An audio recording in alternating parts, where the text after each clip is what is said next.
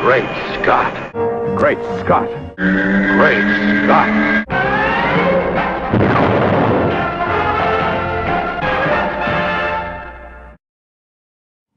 Hello everyone, happy belated 4th of July and welcome to Great Scott.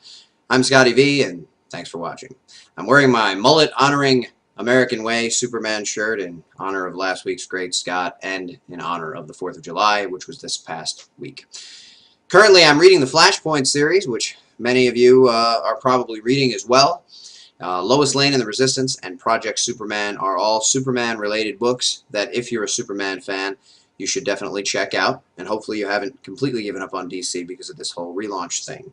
Now, in September, they will be relaunching the entire universe with 52 #1s, starring some of our favorite heroes, and some new heroes, and some returning heroes that maybe have been gone for a while. It's an exciting initiative. DC is excited about it. I'm excited about it, but I'm also a little concerned because our favorite hero seems to be the character that is changing the most. I'm going to give a bit of a spoiler alert now, so if you haven't yet read the #1s of Lois Lane and the Resistance, Flashpoint, or Project Superman, go ahead and feel free to tune out, but make sure you come back after you read them. As a Superman fan, I think you should be reading these 3 titles. Although Superman does not appear as of yet in the Flashpoint title, Barry Allen is the main star, and he's the only one that remembers the universe as we all do. Superman has never appeared to the public. No one knows who he is when Barry Allen mentions him, and Barry Allen is very upset to find out that he also does not have his powers and there has been no Flash. He seeks out Batman's help. Batman gives him a bit of a thrashing before telling him he's not going to help him and revealing that he is Thomas Wayne, that Bruce Wayne died in the mugging along with Martha Wayne all those years ago that initially and originally caused Bruce Wayne to become Batman. So now Thomas Wayne is Batman. In Lois Lane and the Resistance, Lois is trapped in Europe. She starts out in Paris, and I believe she's going to end up in London, where the Themyscirians, led by Queen Wonder Woman, have taken over London and call it New Themyscira, and are fighting a war with Aquaman and the Atlanteans, who eventually, in the first episode of Lois Lane and the Resistance, flood much of Europe in order to keep their war going with the Themyscirians. Lois is trapped there, and apparently she's going to get involved with the resistance movement led by Cyborg, Victor Stone.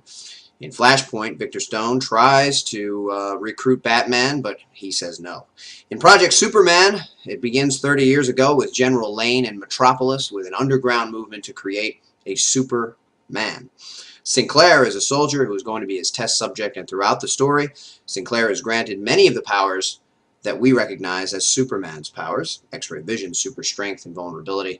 But they begin to go haywire when it's too much for him to handle. He ends up killing his own squad, and they're trying to figure out how they're going to shut the project down when suddenly a meteor shower rains over Metropolis with green meteors, a la Smallville-like, and a small red and blue rocket ship is among the meteors headed in for a crash landing, which could be the new version of Kal-El.